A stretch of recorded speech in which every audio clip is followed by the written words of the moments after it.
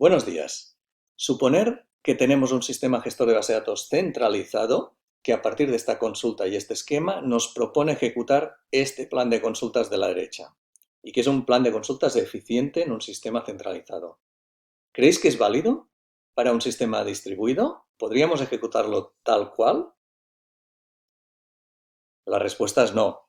Para ejecutar un plan de consultas pensado para un sistema centralizado en un entorno distribuido, tendremos que adaptarlo para hacer que se ejecute eficientemente teniendo en cuenta la fragmentación y distribución que hemos hecho de nuestra base de datos.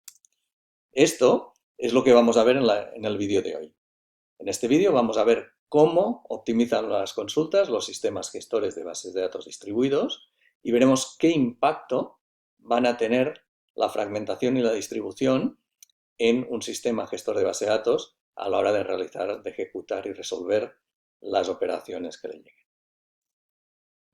Dicho esto, como bien sabéis, el proceso de optimización de consultas es un proceso que se ejecuta en los sistemas gestores de base de datos y donde lo que hacen es, a partir de una consulta determinada, se calcula cuál es el plan de consultas, es decir, qué operaciones hay que ejecutar y en qué orden, con el objetivo de minimizar una función de coste, que suele ser el tiempo de ejecución. Queremos que el tiempo de ejecución de la consulta sea mínimo, ¿de acuerdo? Ese tiempo de ejecución en un sistema centralizado involucra el tiempo de proceso de CPU para realizar las joins, las selecciones, las proyecciones, lo que haga falta, y el tiempo de las operaciones de entrada y salida, para acceder a los datos que hay en disco, para leer las páginas de disco, acceder a los datos en memoria, acceder a los datos en caché. En un sistema gestor de base de datos centralizado, normalmente el coste, no siempre, pero normalmente está en la entrada y salida y por lo tanto serán las variables que el sistema gestor de base de datos va a intentar minimizar. Dicho esto, si tenemos un entorno como el que hemos visto, donde hay dos tablas, la tabla empleados y asignaciones, donde se asignan los empleados a los proyectos, y tenemos una consulta como esta, donde se pide los nombres de los empleados que son managers, teniendo en cuenta que indicamos que un empleado es manager a partir de un atributo en una asignación, porque un empleado puede ser manager en un proyecto y no serlo en otro, pues el sistema gestor de base de datos centralizado nos podría devolver este plan de consulta, que parece óptimo. Básicamente coge la tabla asignaciones, realiza un filtraje por el atributo responsable, selecciona aquellas asignaciones de los managers y a partir de ahí hace una join con los empleados y a partir de los resultados que obtiene se proyecta el atributo name, que es el atributo de interés. ¿De acuerdo? Si ejecutáramos esto en un sistema distribuido, pues tendríamos algo parecido a lo que veis aquí. Tenemos el mismo esquema, tenemos la misma consulta, pero aquí tenemos que los datos se han fragmentado y distribuido. En este caso particular, los datos asumimos que se han fragmentado de forma horizontal en empleado en función de estos dos predicados y se han distribuido en dos nodos, el nodo 1 y el nodo 2. Y después se han fragmentado de forma derivada mediante fragmentación horizontal también en la tabla de asignaciones y se han enviado los datos en el nodo 3 y el nodo 4. ¿De acuerdo? Podéis ver que los datos relacionados con los datos del nodo 1 son los del nodo 3 y al igual los del nodo 4, por si tuviéramos que hacer un join. Bien, si tenemos que ejecutar esta consulta en un sistema distribuido, como los datos están todos en nodos distintos y no podemos ejecutar las consultas de forma local completamente, tendremos que mover datos de un nodo a otro. Y por tanto, realizar la consulta implicará mover parte de los datos de la base de datos entre distintos nodos. ¿No? Por tanto, la función de coste va a añadir una nueva variable que es la de transferencias de red, que es el coste de enviar datos de un nodo a otro nodo. Además, hemos de tener en cuenta que si estamos en un entorno distribuido, distinto a una base de datos paralela, en estos casos el coste de transmisión será muy corto, pero si estamos en una base de datos distribuida al uso, como lo que estamos estudiando en esta asignatura, el coste de transferencias de red será muy alto y será una de las variables que querremos minimizar. Dicho esto, imaginemos algunos costes de operación que veis aquí y podemos empezar a hacer cálculos de qué coste tendría la ejecución de una operación utilizando distintos planes de ejecución. Y así veremos el impacto que puede tener utilizando un plan u otro, que veremos que es de distintos órdenes de magnitud. ¿De acuerdo? Aquí podemos ver el caso anterior, pero en este caso hemos dado más información. En este caso podemos decir que la tabla empleados tiene 400 registros, que la tabla asignaciones tiene 1000 registros, que la selectividad esté predicados de 20 registros, es decir, hay 20 registros de asignaciones que cumplen con este predicado de aquí, hay 20 managers en la base de datos, y luego podemos asumir que acceder a un registro tiene un coste de 1 unidad de tiempo y transferir un registro tiene un coste de 10 unidades de tiempo. Para este ejercicio hemos obviado el coste de CPU, de procesamiento, porque es mucho menor que estos. ¿De acuerdo? Dicho esto, si tuviéramos este esquema con estos costes y ejecutáramos la consulta de esta forma, como veis aquí tenemos un plan de consultas que no utiliza para nada la localidad de datos. Veis que lo que hace es enviar todos los datos a un nodo, que es el nodo 5, y toda la ejecución se realiza en el nodo 5. Pues veremos qué coste tiene. Por un lado, veis que movemos los datos de la fragmentación de assignment, la primera, al nodo 5. Como hay 500 registros, y luego movemos los de empleados, que hay 200, porque es una fragmentación. Como enviar un registro tiene un coste de 10, pues este sería el coste de hacer el envío de estos datos de aquí al nodo 5. ¿De acuerdo?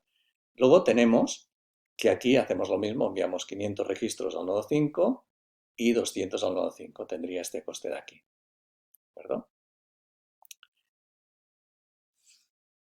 Una vez los datos están en el nodo 5, ya podemos empezar a realizar las operaciones. De hecho, la primera operación será esta de filtraje. Filtraremos de la tabla Assignments los registros y seleccionaremos solo aquellos que tengan valor manager. 500 registros por aquí, 500 por aquí. Serán 1000 operaciones por una unidad de tiempo.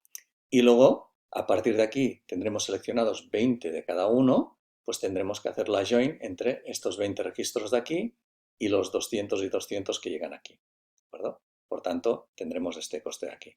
En teoría, por tanto, tendríamos una operación, una consulta que nos consumiría este tiempo de aquí, 23.000 unidades de tiempo.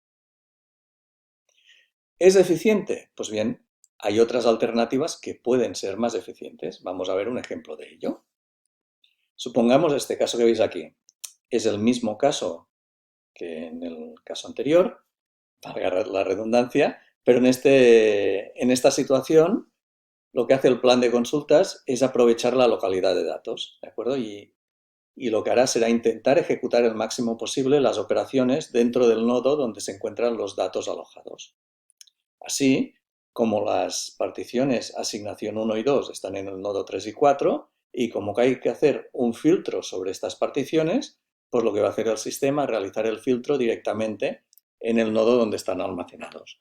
Así, va a poder hacerlo en local, va a poder utilizar los índices que tiene la base de datos en los nodos locales donde tienen los datos, y luego una vez filtrados va a reducir el número de registros a transmitir, porque solo transmitirá los registros relevantes y los transmitirá a los nodos donde tenga sentido hacer el join.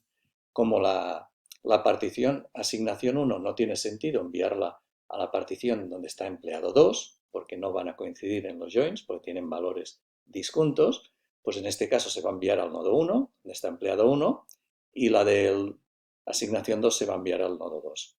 En el nodo 1 y 2, de forma local, será el join de los registros que reciban de asignación con los de empleados, y al final se enviará el resultado de los joins a otro nodo para que haga la unión y devuelva el resultado. Vamos a ver si esta manera de trabajar es más o menos eficiente. ¿Vale? Vamos a calcular el coste. Para empezar, podemos asumir de que en los nodos locales hay un índice por el atributo responsabilidad. Y por tanto podremos acceder a los 10 registros a coste 1. ¿De acuerdo? Sería coste logarítmico, pero bueno, asumimos que es coste 1. Por tanto, aquí accederíamos a a 10 registros con coste 10 y aquí 10 con coste 10. Después estos 10 más estos 10, que son 20, los tendríamos que enviar al nodo 1 y al nodo 2. Como enviar un registro cuesta 10 unidades de tiempo, sería el coste este de aquí. ¿Perdón? Una vez está aquí, aquí tenemos 10 registros de asignación 1 que tenemos que hacer join con empleado 1.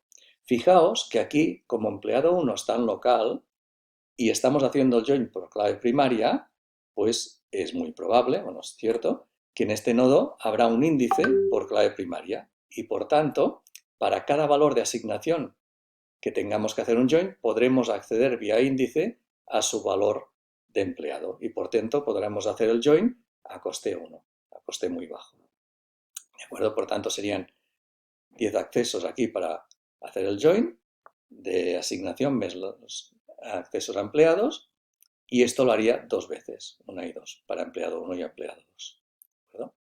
Y una vez haya hecho esto, tendré 20 registros, supongamos que son trabajadores distintos los que tienen asignaciones de manager, tendremos 20 registros en estos nodos que tendremos que desplazar al nodo 5 para hacer la unión y devolver los resultados al usuario final. ¿De acuerdo? Tenemos al final un coste total de 460, que como podéis ver es mucho menor que 23.000.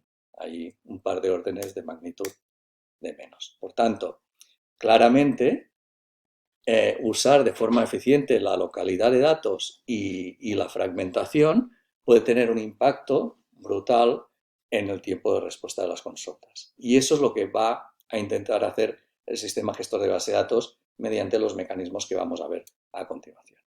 ¿De acuerdo? Por tanto,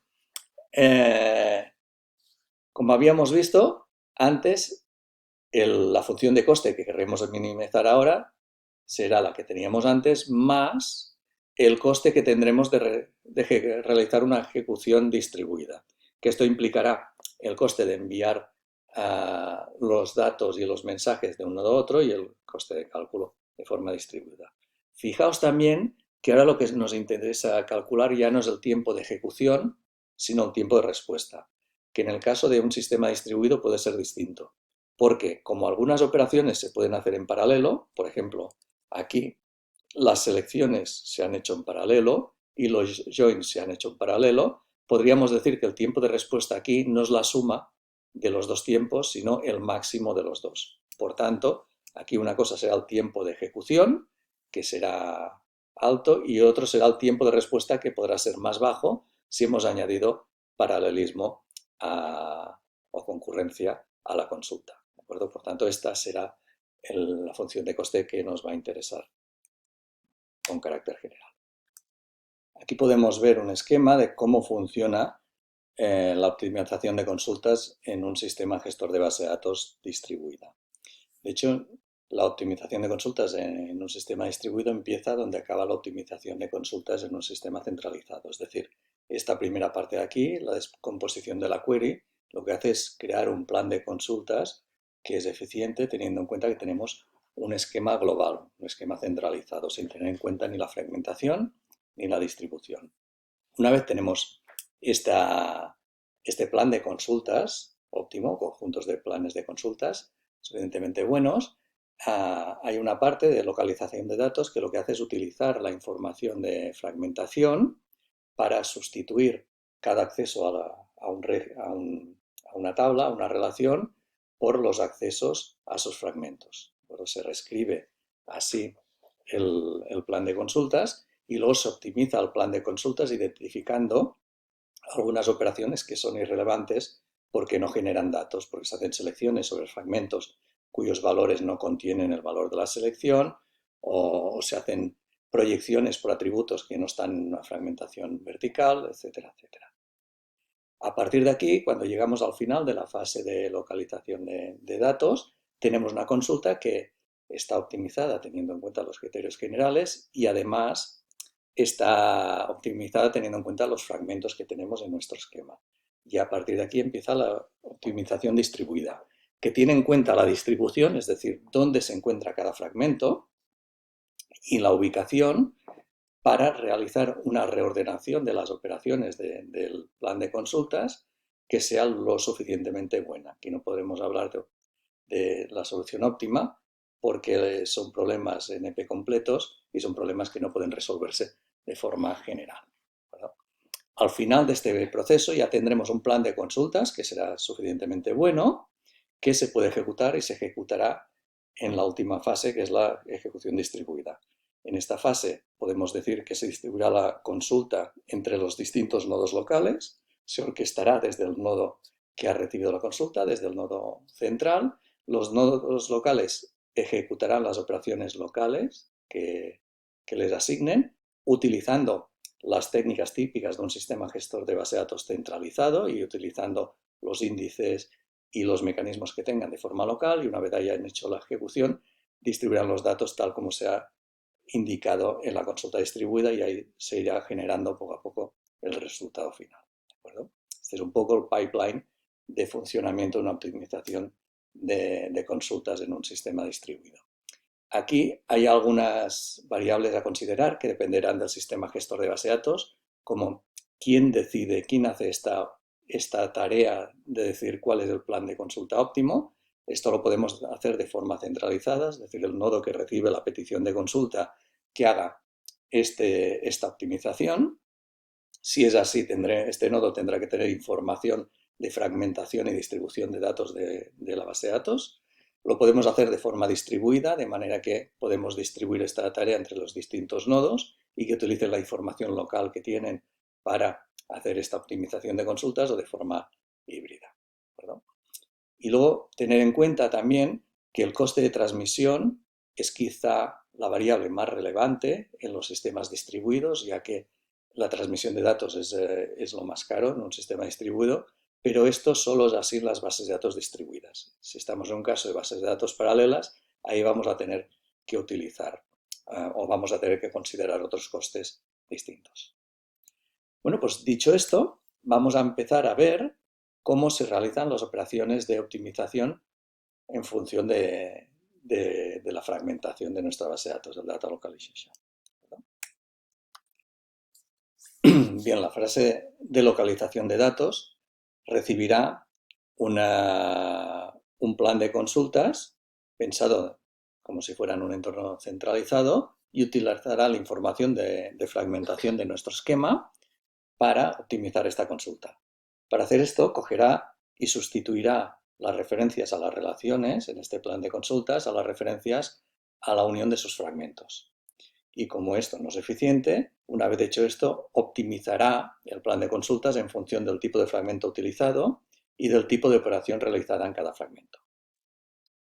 En particular, en la fragmentación vamos a ver para cada tipo de fragmentación qué tipos de optimizaciones pueden realizarse. De hecho, estas optimizaciones se llaman reducciones y son operaciones que permiten identificar y eliminar partes del árbol del plan de consultas que producen resultados vacíos, debido a que los fragmentos son contradictorios con las operaciones que se van a hacer sobre ellos. ¿Perdón? En el caso de fragmentación horizontal tenemos dos tipos de reducciones que vamos a poder aplicar.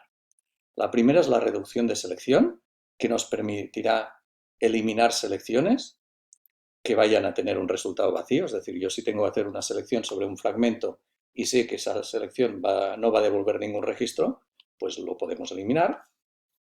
Y luego la de combinación, que nos permite eliminar joins innecesarios entre fragmentos que no tengan valores en común. Como podemos tener fragmentos que no tengan ningún valor coincidente, hacer un join entre dos fragmentos va a ser inútil, va a ser una pérdida de tiempo. Por tanto, identificar y eliminar este tipo de combinaciones, de joins. En este caso nos vamos a poder reducir el número de combinaciones a realizar. Se puede utilizar siempre y cuando los atributos de fragmentación sean los que se están utilizando para la combinación, para el join. Entonces es muy sencillo de saber cuáles van a ser compatibles y cuáles no. Es una operación que normalmente nos permite ejecutar los joins de forma local y no aumenta el paralelismo, pero no siempre es posible ni conveniente. De hecho, puede ser el caso de que utilizarla implique hacer mucho más joins de la cuenta y pueda ser ineficiente. Hay que estudiarlo en cada caso. Vamos a ver un ejemplo de cada uno de estos tipos de reducción. El primero, el más sencillo, es la reducción de selección. Imaginemos que tenemos un esquema como este que veis aquí, la tabla de empleados, fragmentado en 3 fragmentos en función del valor empleado número. ¿De acuerdo? Si ejecutan una consulta como esta que veis aquí, el plan de consultas de esta consulta sería, por ejemplo, este. Se hace la unión de los 3 fragmentos, esto nos da la tabla empleado y de estos se seleccionan los empleados cuyo valor es el 5. ¿De acuerdo?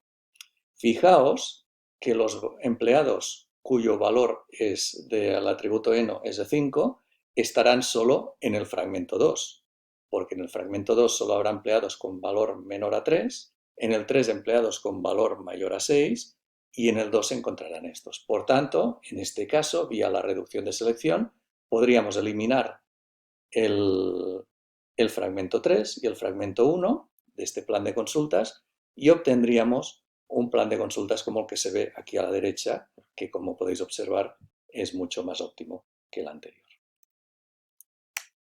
Vamos a ver un ejemplo de reducción de combinación.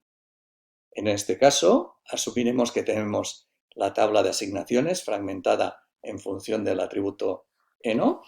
Vemos que el atributo que vamos a utilizar una select, un join entre las dos tablas. Vamos a hacer una join entre los atributos que se han utilizado para la fragmentación. Por tanto, el optimizador va a tenerlo fácil para saber qué fragmentos son compatibles entre sí.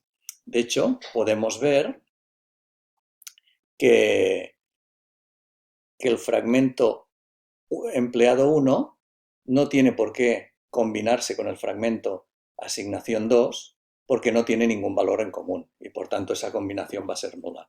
Por tanto, a partir del plan de consultas que tenemos a la izquierda, donde se hace la join, se hace la unión de los dos de los fragmentos de las dos tablas y a partir de aquí se hace la join, podemos modificarla para permitir hacer joins entre los fragmentos que tengan sentido. Por tanto, el fragmento empleado 1 con asignación 1 tiene sentido porque tienen valores en común. El fragmento empleado 1 con asignación 2 no tiene sentido, por tanto, lo eliminaríamos del plan de consulta. El empleado 2 con asignación 2 tiene sentido porque hay valores superiores a E3 y empleado 3 con asignación 2 también tiene sentido. Por tanto, el plan de consultas, después de hacer la reducción de combinación, nos quedaría como este de aquí. ¿De acuerdo? Como podéis ver, en este caso no está tan claro de que la reducción fuera a mejorar la consulta que teníamos. ¿De acuerdo? Depende de si vamos a mover los datos, eso lo veremos más adelante cuando se hagan las optimizaciones por distribución. Depende de cuántos datos haya en asignación 2 y empleado 1 y cuántos nos hemos ahorrado, etcétera, etcétera. Depende de muchos casos. ¿De acuerdo?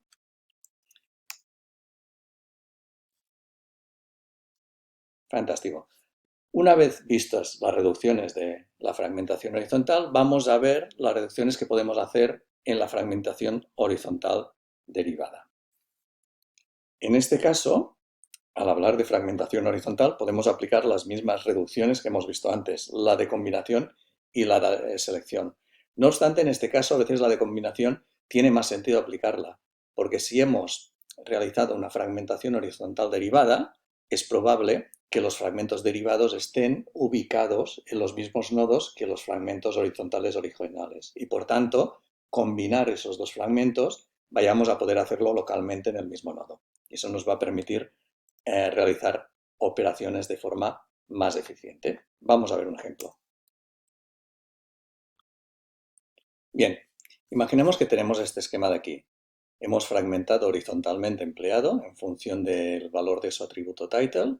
En el primer fragmento los programadores y en el segundo fragmento empleado 2 los que no son programadores. Y luego hemos hecho una fragmentación horizontal derivada de assignments en función de la fragmentación de empleados. ¿De acuerdo? Bien, supongamos esto y supongamos que tenemos esta consulta que veis aquí, donde lo que hacemos es un select de todos los empleados con un join de las asignaciones, tales que su título, es decir, su rol, es Mechanical Engineer.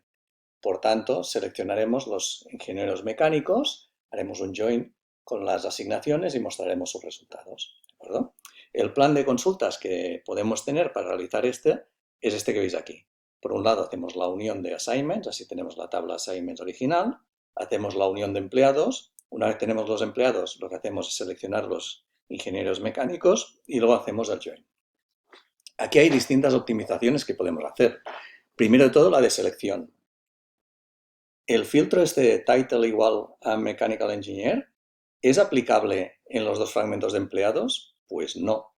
El primer fragmento requiere que los empleados sean programadores, por tanto, nunca va a haber ningún registro del primer fragmento que sea cierto que quede seleccionado por este predicado. Por tanto, aplicando la reducción de selección, podríamos evolucionar el plan de consultas a este de aquí, donde tenemos la parte de la izquierda de asignaciones igual y la parte derecha hemos eliminado un fragmento que era irrelevante para esta consulta, como es el caso de empleado.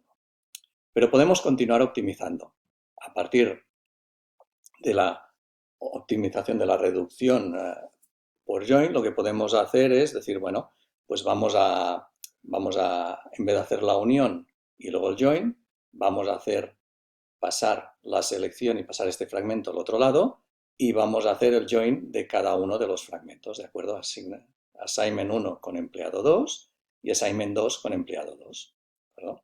Hasta aquí parece todo correcto. Ahora bien, la pregunta es, ¿estas dos combinaciones tienen sentido? Assignment 2 con empleado 2, sí, porque va a haber valores coincidentes y vamos a obtener resultados. Pero Assignment 1 con empleado 2 no va a tener valores coincidentes y por tanto no va a dar resultados. Por ello, esta rama de la izquierda del árbol no va a ser relevante, va a ser irrelevante y por tanto se puede eliminar, obteniendo al final el plan de consultas definitivo, que es este que veis aquí a la derecha. Como veis, utilizando estas operaciones de reducción hemos podido optimizar, mejorar bastante el plan de consultas inicialmente previsto. Pues llegados aquí, vamos a ver qué tipos de reducciones podemos hacer en la fragmentación vertical. Como bien recordaréis, en la fragmentación vertical, para generar la tabla primaria a partir de esos fragmentos, lo que hacemos es hacer un join de los distintos fragmentos, ya que cada fragmento vertical tiene los atributos de interés más la clave primaria. Ahora bien, si uno de los fragmentos verticales no tiene ningún atributo que vaya a ser de relevancia para la consulta, pues quizá nos podemos ahorrar ese fragmento a la hora de hacer el join y crear la tabla original. Ese es el tipo de reducción que podemos hacer mediante fragmentación vertical. Vamos a ver un ejemplo muy simple. Imaginaos que tenemos la tabla empleados fragmentada verticalmente. Esta tabla tiene 3 atributos y fragmentamos en el primer fragmento por empleado number y nombre y en el segundo por empleado number y título. ¿De acuerdo? Como recordaréis, la clave primaria tiene que estar en todos los fragmentos. Suponer que tenemos esta consulta tan simple, select nombre from empleado. Este árbol de consulta sería un árbol de consulta correcto, pero como podéis ver, aquí, para generar la relación y poder devolver los resultados, por defecto el optimizador ha creado la relación a partir del join de los distintos fragmentos. ¿Es necesario? Pues no, porque veremos que empleado 2 no tiene ningún atributo que sea de interés para la select. Por tanto, podemos ahorrarnos este join y podemos utilizar directamente empleado 1 para proyectar el valor de interés y resolver la consulta de forma más eficiente. Este es el tipo de reducción que podemos utilizar en fragmentación vertical. Pues hasta aquí la fase de localización de datos. Ahora vamos a ver la fase de distribución de optimización distribuida, es decir, cómo podemos utilizar la información de localidad, de distribución de datos para optimizar la consulta.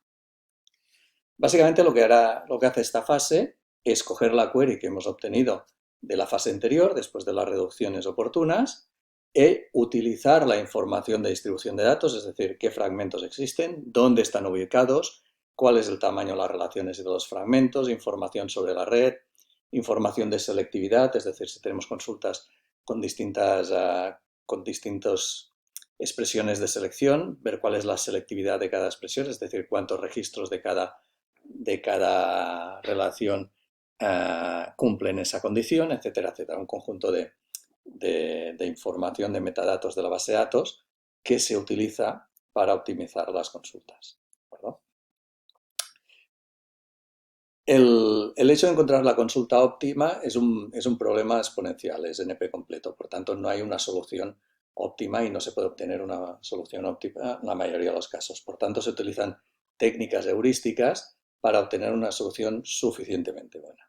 ¿Verdad? Básicamente, las técnicas que se utilizan en esta fase son dos. Reordenar las operaciones de join para intentar minimizar los datos que se envían por la red e incorporar semi-joins con el mismo objetivo y con el objetivo de aprovechar la localidad de datos. ¿De acuerdo?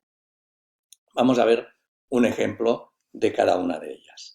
Supongamos este esquema que veis aquí, donde tenemos tres tablas y supongamos que aquí no vamos a considerar fragmentación. Las tablas están cada una de ellas ubicadas en un nodo.